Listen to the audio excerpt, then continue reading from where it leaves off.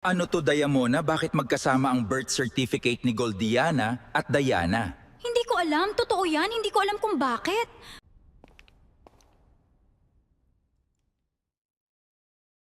Kumalma ka, mahal, ha? Aad! Gintumina! Lumabas ka nga! Ayusin mo tong kalat mo! Ipaliwanag mo sa asawa ko, ha?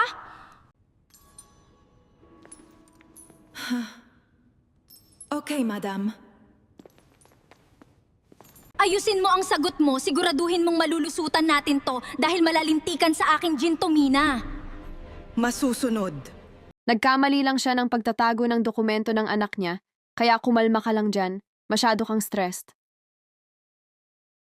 Hindi sapat ang sorry kung palpak ka lagi. Kailangan kong makita ang pagbabago sa iyong trabaho dahil hindi na pwede ang ganitong klase ng pagkakamali sa hinaharap. Pasensya na po, Ma'am Diamona, Sir Amante. I am deeply sorry for the disruption and I hope that you can find it in your hearts to forgive my mistake. I am sorry, my love, but I am feeling something a bit strange today. It is quite difficult to explain, but I wanted to be honest with you.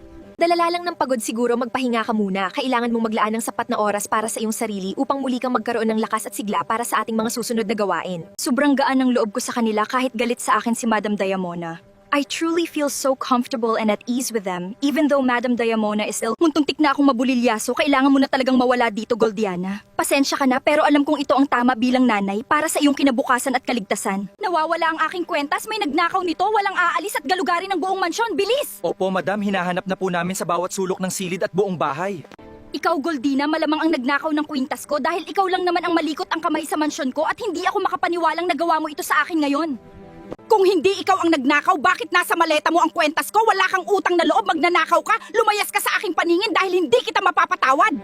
Maniwala po kayo sa akin, hindi ko po magagawa na nakawan ko kayo, maniwala kayo. Hindi ko po magagawa na nakawan kayo ng inyong mga gamit. Bakit walang naniniwala sa akin? Hindi ko ninakaw yun. Saan na ako ngayon pupunta? Mukhang may mali dito. Sino kaya ang tinutokoy ni Madam Diamona na nakakambal na nabura niya na? Bakit parang may naiiwan pa na baka sa paligid ng mansyon na ito? Sabi ko na nga ba, may maling nangyayari dito. At totoong inosente nga si Goldiana. Kung gusto mo ng part 3, mag-follow, like, share, and comment ng part 3. At sisiguraduhin kong magiging mas kapanapanabik ang susunod na yugto para sa inyo.